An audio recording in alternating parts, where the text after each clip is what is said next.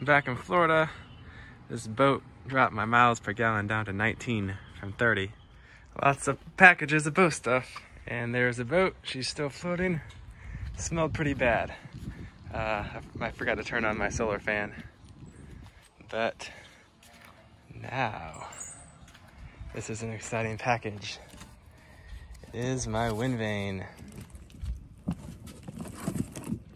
So here are the pieces. I went with another Wind Pilot. This is the bigger version though. The last one I had steered me probably 3,000 miles and it worked great, but the main difference is this one's a little bit bigger, and the thing I really wanted it for was the course adjustment. It uses the worm gear. You can see like it's not gonna rotate. The other one, you just use like a continuous loop of rope to hold it in place, and it doesn't work very well. This is a much finer adjustment. So a new one of these will run you about $4,000. I picked this guy up on eBay, used for, I think it was $850 shipped. It looks like it's in pretty good shape. It's got a pretty versatile mounting system that allows you to put it on a lot of different transoms. The one thing that's missing is the push rod. So the real question is, will I have to move the swim platform? A lot of people have commented on it. I definitely want to have the Windvane mounted in the center of the boat because I want it to perform well on both tacks. You could put it off to the side, but then it would be further out of the water on one tack and it wouldn't steer the boat as well. I'm thinking actually, since the Windvane kind of like kicks out at an angle, there's a chance it might fit. If it doesn't, I'm either going to shorten the swim platform, I think, take it off, or maybe position it over to the side.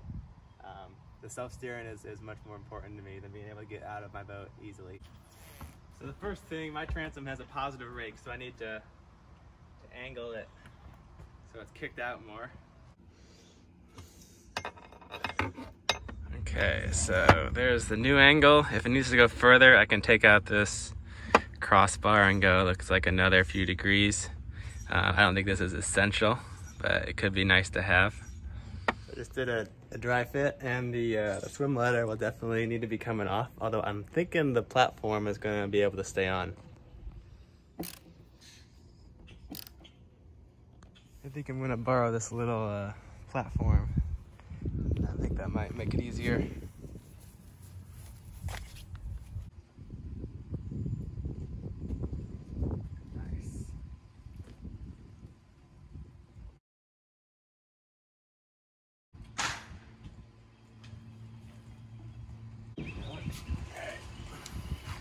I'm happy with that.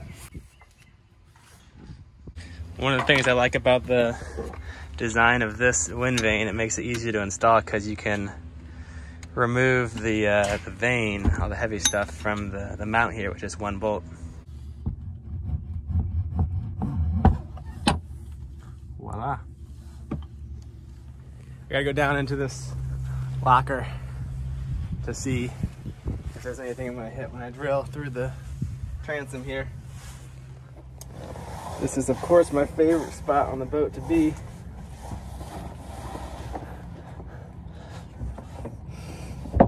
Oh. Yeah, looks all right. A little work. All right, so that's where I'll put it. Just gonna make sure my marks are centered.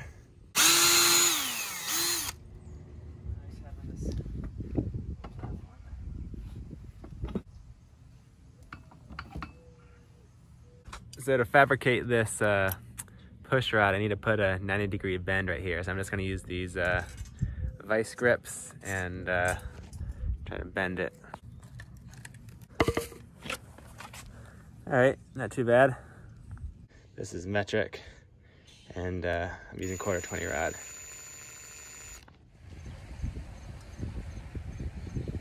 I got the top of the push rod coming up here, and I'm just gonna stick a couple of nuts on the top, and that should finish it up. Wings, it moves the push rod.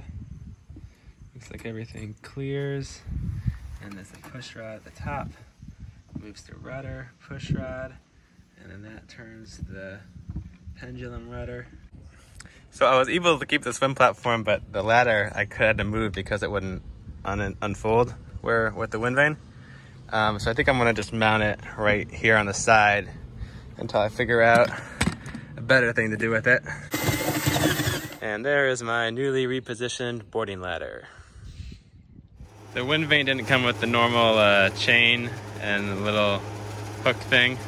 So I'm gonna, instead of buying one of those, I just went down and got a couple cam cleats. So I'll have one on each side. And that way I can adjust the, weather helm by just releasing one, tightening the other. We will give that a try. I've seen it done before.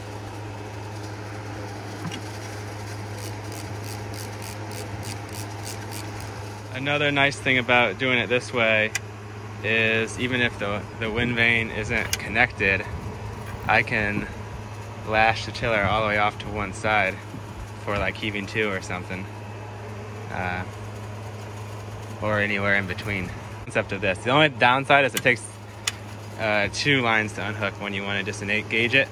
I also might want to add those little keeper things so I don't have to keep picking up these ropes. But I figured I'd try it without it first because they're like $8 a piece. I got my control line set up. I probably will have to make this larger diameter or a less stretchy line. Around here to these, and then to my little double cam cleat setup.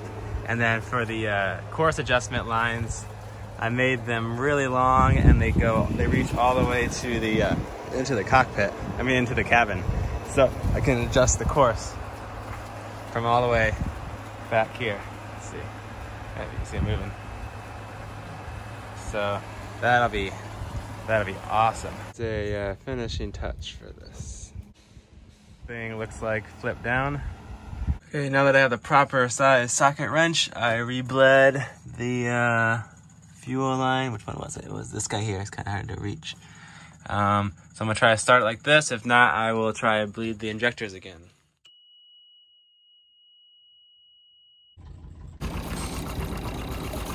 Yeah, she runs. Oh, I'm so happy I figured that out. Looks like I'll have to go for a sail tomorrow. Hearing all about this coronavirus is kind of bumming me out, so I think the right thing to do would be to go for a sail. There's no coronavirus out on the ocean. This is nasty weed stuff.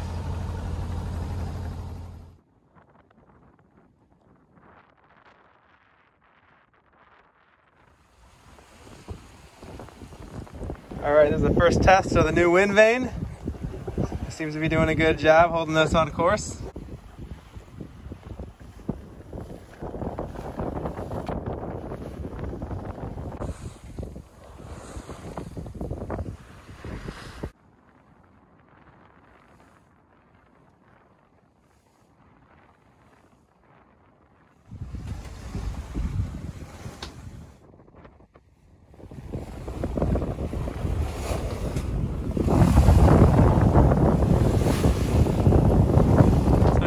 We're about 2 hours from the Pelican Bay anchorage.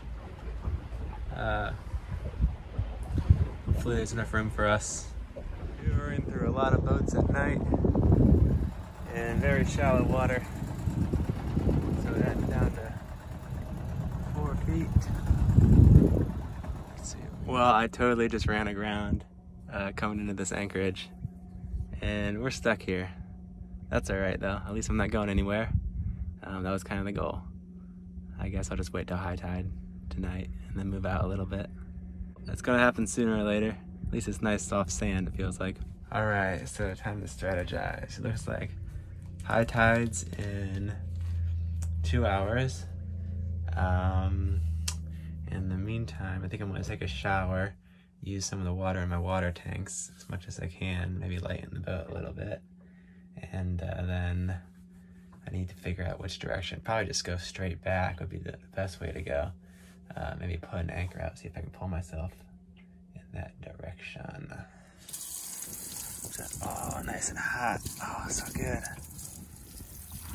Oh, it feels amazing. I haven't showered in almost a week. Swimming. I just started pivoting around. I escaped. I ended up walking an anchor out into deeper water, and then I walked the anchor out, and then I pulled the boat with the anchor, and then I motored back out into, I think I'm in like 6 foot, 5.5 foot water. So we'll see what happens in low tide if I go aground again. But I know how to get out now. Hey, thanks for watching the video. I'll be sure to post a follow-up pretty soon. And then I guess after that, I hope you like boat project videos, because there's going to be a whole bunch more of those coming. Towards the end of April, I'm thinking I'll sail up the East Coast. It's looking like it might be a little bit tricky to get into the Caribbean with these travel restrictions going on right now. But there's still going to be lots of bigger sailing video adventures coming up. Be sure to subscribe if you don't want to miss those. And also, if you want to follow me on Instagram, I'm posting a little bit more frequently in real time on that forum. So until next time.